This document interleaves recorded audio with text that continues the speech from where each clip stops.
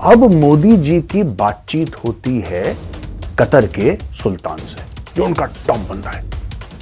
उसमें कौन सी खिचड़ी पकी, ये भी सुन लीजिए। किसने किसको बोला कि भाई तुम ऐसा कर दो तो ऐसा हो जाएगा, तुम भारत के बंदों को हाथ मत लगाना वरना बहुत कलेश होने वाला है बाद में। নমস্কার, আপনাদের সবাইকে স্বাগত। আপনারা সবাই জানেন কাতারের আদালত 8 প্রাক্তন ভারতীয় নৌসেনা অফিসারের মৃত্যুদণ্ড রদ করেছে, যা একটি বিরাট কূটনৈতিক জয়। এই বিষয়ে ভারতীয় মেজর গৌরবাড়িয়া কি বলেছেন শুনুন। दोस्तों, आपको पता ही है कि 8 भारतीय जो पूर्व भारतीय नौसेना के अफसर थे और उसमें एक सेलर भी था, तो इनको कतर की एक कोर्ट ने सजाए मौत सुनाई थी। अल दहरा करके कंपनी है जिसमें ये लोग काम कर रहे थे रिटायरमेंट के बाद। उस कंपनी में कुछ ऐसा काम हुआ कि इनके ऊपर इल्जाम लग गया कि भाई इन्होंने इजराइल के लिए जासूसी करी है।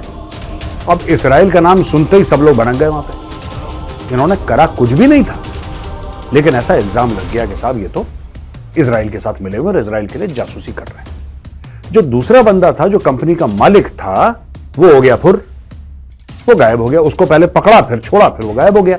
अब ये फंस गए 8। तो इनको सजाए मौत अक्टूबर में सुना दी गई थी। दोस्तों, काफी हल्ला हुआ भारत में, देश विदेश में हल्ला हुआ। आज उस हल्ले के बारे में और भारत के रुतबे के बारे में मैं आपसे कुछ बातें करूंगा। आपने खबर तो सुन ही ली होगी कि कतरी कोर्ट ने यह बोला है कि अब इन 8 के 8 को फांसी नहीं होगी और इनको सजा सुनाई जाएगी 2 साल, 5 साल, 10 साल, 15 साल, 20 साल, 30 साल, जो भी है, लेकिन इनको सजाए मौत नहीं दी जाएगी। इसमें एक और बात हुई है। तो दोस्तों, एक डील हुई थी कई साल पहले, यानी कि 2014, 15, 16 तक एक डील हुई थी भारत और कतर के बीच में। और वो जो डील थी, वो डील क्या कहती थी? वो कहती थी कि अगर, जैसे उदाहरण के लिए, अगर कोई भारतवासी पकड़ा जाता है कतर में, उसको सजाए मौत नहीं होती। उसको कोई जुर्म के लिए पकड़ा गया, जेल के अंदर डाल दिया, उसको सजाए मौत नहीं है, सिर्फ उसको जेल डाला गया कि इतने साल तुम्हें जेल होगी। तो वो जेल वो भारत में पूरी कर सकता है। और अगर वो कतरी हो और उसको सजाए मौत भारत में ना सुनाई गई हो और वो सिर्फ जेल में हो, तो वो जेल की सजा वापस कतर में पूरी कर सकता है।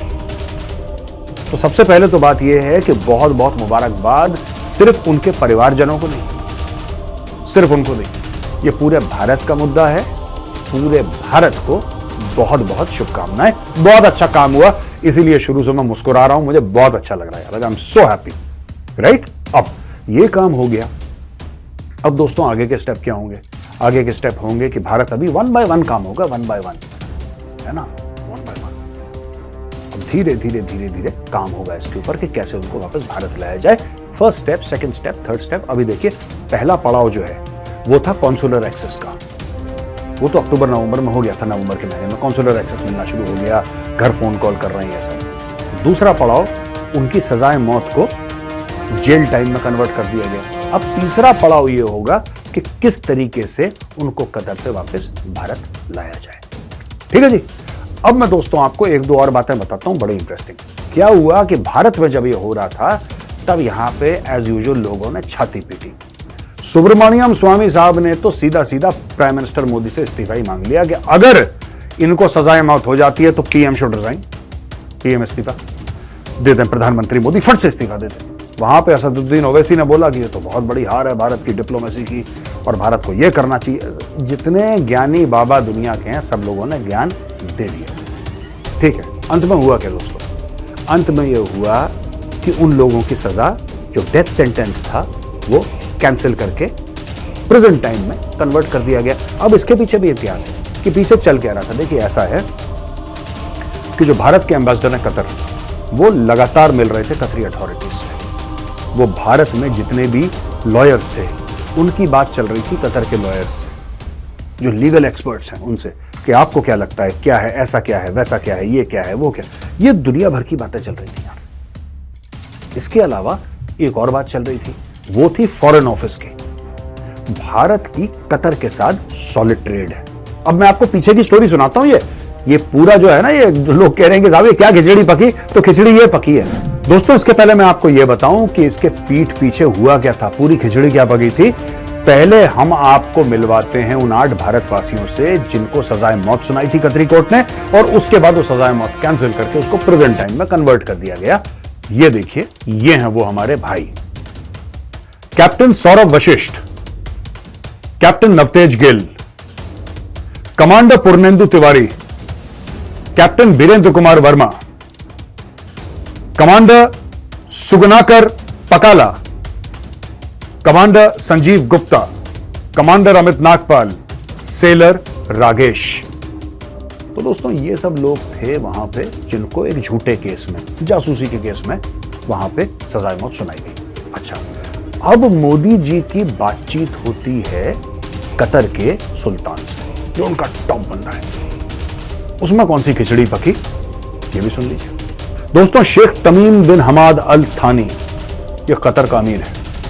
अमीर यानी कि ये कतर का टॉप, कतर का prime minister, supreme court, stock market सब मिला मिलू के अगर कोई एक बंदा हो तो ये he is the sole in charge of Qatar. और ये पोजीशन हेरिडिटरी है, यानी कि इसका बेटा बनेगा इसके बाद। कुछ चुनाव तो होते नहीं कतर में। तो उनकी दोस्तों मीटिंग हो गई मोदी जी के साथ, COP28 जो दुबई में हुआ था दिसंबर में। उसमें मीटिंग हो गई मोदी जी के साथ और मोदी जी ने शेख को बोल दिया कि शेख इधर तो देख, हमारे 8 बंदे, तुम क्या करती वहां पे? तो शेख ने बोला मोदी जी डोंट वरी, हम उनको छोड़ती। और छोड़ती क्या, उनका मतलब छोड़ ही देती। एंड में उनका जो डेथ सेंटेंस था वो कैंसिल हो गया। अब वो वापस इंडिया आ जाएंगे क्योंकि अग्रीमेंट पहले ही साइन हो गई। और देखो यार दोस्तों, आपको पता है भारत और कतर के बीच में ट्रेड कितना है? 15 अरब डॉलर से ज्यादा।